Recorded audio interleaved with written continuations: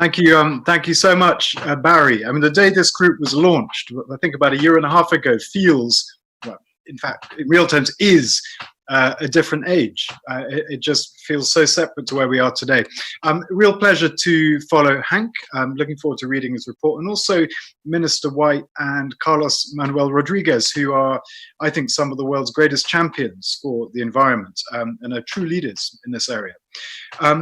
If there's a silver lining to coronavirus, it'll be that it has served as a wake-up call. We know that the virus itself is likely the consequence of our abusive relationship towards nature, but we also know that it will be dwarfed by other consequences. Last month, we learned populations of key species have declined by more than 2/3 in my lifetime. 1 million species or so face extinction.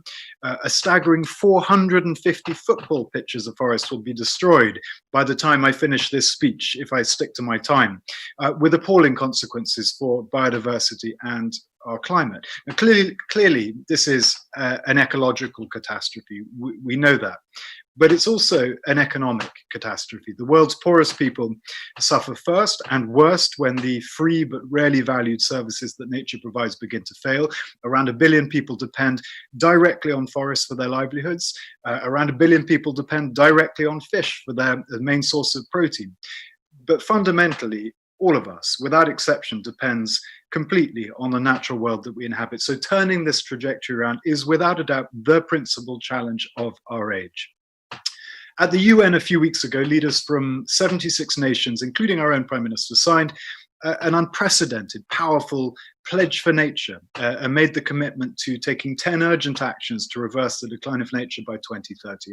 And I genuinely think it is the most ambitious and radical and bold of such statements that I'm aware of. And I'm proud of the role the UK played in crafting and strengthening it. But the real challenge is turning those powerful words into action. And were it not for the pandemic, today we'd likely be reflecting on the outcome, on the closing part of the UN conference on biological diversity in Kunming, where all 196 parties were due to adopt biodiversity targets for the next decade. So I echo Minister Huang's ambition. Let's use this enforced hiatus as an extended run-up. Let's maximize the opportunity that we now have with the additional time.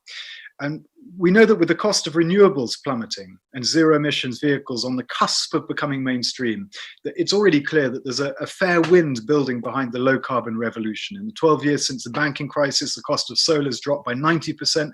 Global investment in new renewables now exceeds investment in new fossil fuel. I think it's revealing that US coal use has declined far faster under this administration than it did under the previous one. So the market is ahead of the politics in many respects, but that is not true for nature. And that's the challenge, I think, that we need to address urgently. We know there is no pathway to net zero or the sustainable development goals that does not involve protecting and conserving nature on a massive scale. Nature-based solutions, protecting, restoring mangroves, forests, peatlands, and so on, could provide around 1/3 of the most cost-effective climate change solutions we need, while also supporting a species recovery and helping communities adapt to become more resilient. But despite that huge contribution they could make, they nevertheless attract less than 3% of global climate finance to date. And that's wrong, and that needs to be changed. So the UK will use our presidency of COP26 to persuade other countries to put nature at the heart of their climate response, as we're attempting to do here in the UK. We're doubling our international climate finance to 11.6 billion. We're committed to spending a significant chunk of the uplift on nature-based solutions, and we're encouraging others to do similarly. And on the back of that, we are rolling out some really ambitious new programs on land and sea, a new £500 million Blue Planet Fund, for example, to help protect marine ecosystems from key human threats like plastic pollution, illegal fishing, and so on. A new £100 million Landscapes Fund to link threatened ecosystems, providing a safe passage for wildlife and green jobs for people. It builds on the success of the Kavango Zambezi river basins, where people from 5 nations come together to protect the home they share with half of the continent's remaining savanna elephants. We're trebling funding for the Darwin Initiative to 90 million over 3 years to support sustainable livelihoods in endangered species. We're increasing Darwin Plus for our overseas territories, and we're investing £30 million over 3 years to protect species from the insidious illegal wildlife trade that devastates communities and species. And that includes the indigenous people who protect 80% of global biodiversity, like 11 Honduran communities protecting the last stronghold of their national bird, the scarlet macaw.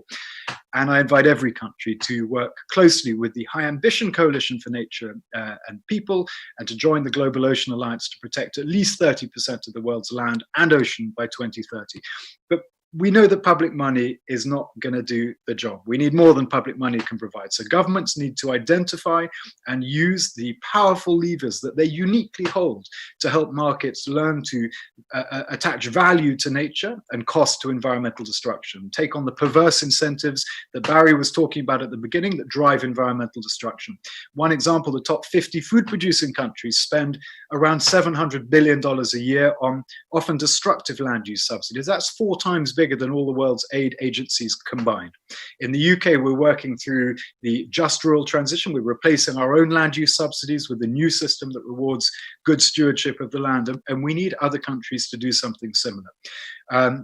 We've committed £120 million to partnerships for forests to make producing commodities we all rely on part of protecting tropical forests that are home to 80% of biodiversity.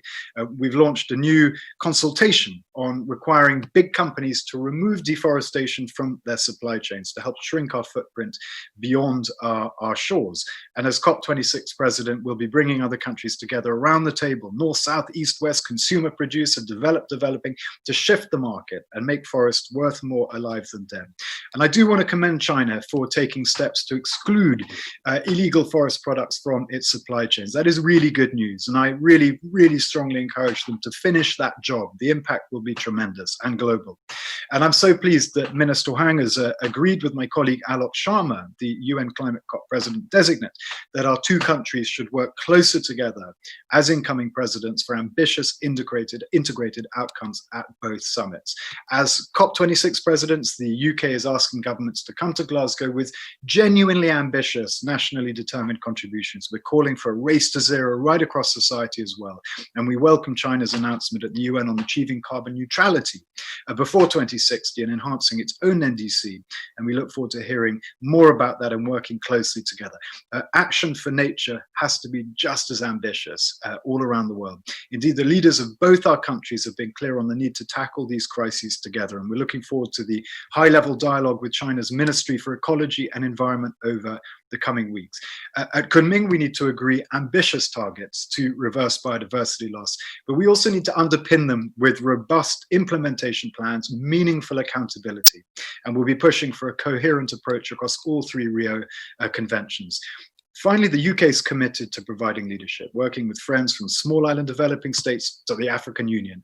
And in Rwanda, we'll build on the collaboration of the Commonwealth family too, because the window is closing. And we have a stark, but objectively, I think, a very simple choice. We can lock in decades of carbon emissions and environmental destruction, or we can turn this grim pandemic experience into something positive by making sustainability and resilience the lens through which we map out our respective recoveries. And we have a duty now to every generation to come to profoundly reset our relationship with this, the only planet that can sustain us. And whatever else might distract or divide us, we have to work together to achieve this. So I just want to thank you again for all your contributions. And Barry, thanks for organizing and hosting this hugely important event.